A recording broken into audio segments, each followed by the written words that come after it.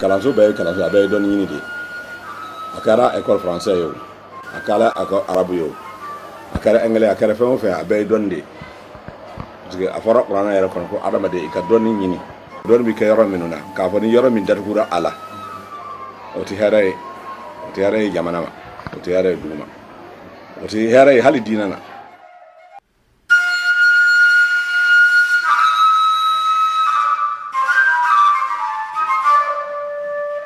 La crise multidimensionnelle affectant le Mali depuis 2012 a sérieusement déstabilisé le système éducatif dans les 3 régions du Nord, surtout la région de Mopti au centre, notamment le Delta, Mopti, Djéné-Ténenkou et Youarou, qui a payé le lot tribut de la rébellion.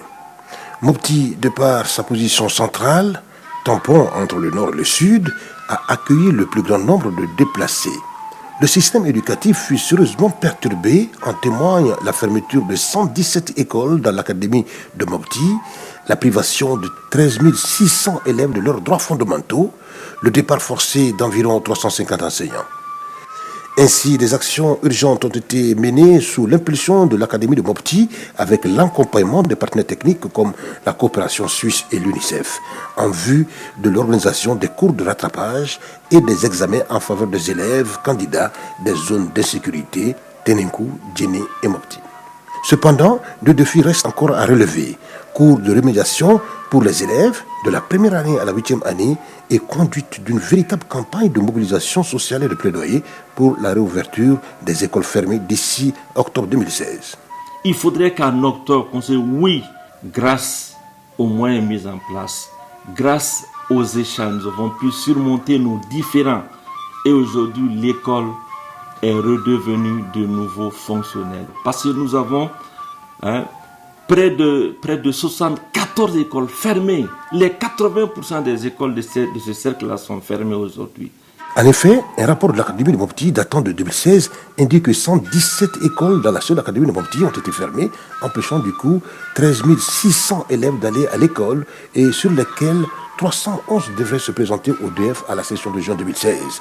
L'insécurité, selon les spécialistes de l'éducation, a empêché en 2016 2949 élèves, filles et garçons, de la ville de Djéné, 3193 élèves, filles et garçons de la ville de Ténenkou, 137 élèves de Youarou et 2888 élèves de la ville de Mopti d'aller à l'école.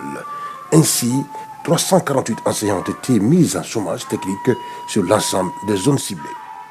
Les enquêtes menées dans ces différentes communes par l'UNICEF en vue de faire l'état des lieux au niveau de l'éducation de base ont révélé quelques handicaps qui doivent être corrigés. Que les autorités communales et scolaires travaillent davantage à utiliser des approches innovantes, adaptées au contexte pour permettre aux enfants des zones d'insécurité de bénéficier d'un de leurs droits fondamentaux, à savoir le droit à l'éducation. Mais l'ensemble de toutes ces problématiques, de tous ces goulots d'étranglement doivent être abordés dans une approche participative et inclusive. Personne ne doit rester en marche de concertation. Chacun a son mot à dire. Les collectivités, la communauté, les leaders religieux, etc., etc. C'est tous les membres de la société civile doivent assurer le portage avec les sujets. Toutes les réformes engagées et les mesures initiées pour améliorer le système éducatif malien ont bénéficié de l'appui de la société civile incontournable dans le processus de prise de décision relative à l'éducation. Elle a toujours œuvré pour l'augmentation du taux de scolarisation et un enseignement de qualité au Mali. Tout ce que moi je préconise vraiment, c'est que vraiment on s'assied autour d'une table, toutes les parties prenantes, et qu'on dégage des solutions. Mais à côté de ces solutions-là, vraiment la force même de ces recherches de solutions revient au gouvernement qui doit vraiment faire en sorte que l'école même soit sécurisée. Nos enfants qui vont à l'école soient sécurisés, leurs parents qui les envoient soient sécurisés, il n'y ait pas de représailles, et les professeurs aussi. Il y a 2 solutions à mon entendement. S'asseoir avec ces gens qui interdisent l'école, parler avec eux, comprendre leurs intentions, poser les conditions pour qu'on puisse se comprendre et aller vers une réouverture normale.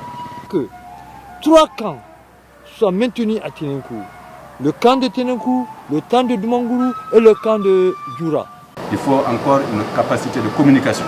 Il faut encore un engagement plus fort du côté d'abord de l'État pour qu'effectivement la sécurité soit, parce que disons-le clairement, nettement, tant que la sécurité n'y est pas, il y aura toujours des difficultés à amener certains à aller à l'école, surtout quand on sait que certains ne voulaient pas déjà y aller.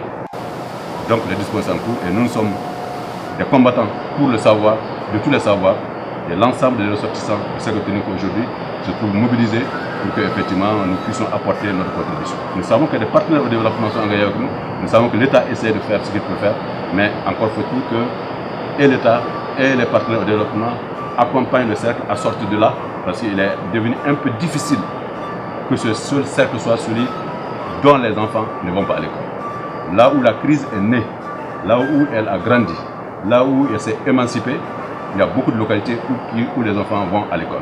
Donc il y a une synergie d'action entre les acteurs et partenaires de l'école. Chacun doit apporter sa contribution. Et du côté des ressortissants de Ténenkou, nous serons en synergie avec l'État, nous serons en synergie avec les partenaires au développement et davantage en synergie avec les populations pour que tous les savoirs soient du côté des enfants. Aujourd'hui, les enfants ne vont pas à l'école coranique, ils ne vont pas dans les médersa, ils ne vont pas encore à l'école française. C'est mortel pour le cercle. Il est déjà en retard. Nous invitons tous ceux qui peuvent faire quelque chose pour que la situation change à être avec nous pour que les choses évoluent favorablement, positivement. L'insécurité a entraîné la perturbation du système éducatif et la fermeture de 117 écoles dans la région de Mopti, en particulier dans le Delta. Le travail des autorités en charge de l'éducation et l'accompagnement des partenaires techniques et financiers dans l'organisation des cours de rattrapage et des examens est à saluer. Cependant, des défis restent à relever. Il s'agit notamment de l'organisation des cours de mise à niveau pour les élèves du fondamental, la réouverture des écoles fermées et la dotation en équipement et matériel pédagogique. Je lance particulièrement un appel aux partenaires techniques, aux ONG, qui ont été là au plus fort de la crise pour faire fonctionner à minimum l'école. Je leur lance un appel pour que ces ONG, ces partenaires techniques puissent continuer leurs mesures d'accompagnement. Mesures d'accompagnement en tant que dotation des écoles en infrastructure, en tant que dotation des écoles en matériel didactique, en manuel, en tant que partenaire, je leur lance un appel pour qu'ils puissent s'impliquer dans les activités de renforcement, n'est-ce pas, du personnel chargé d'encadrer justement nos structures éducatives.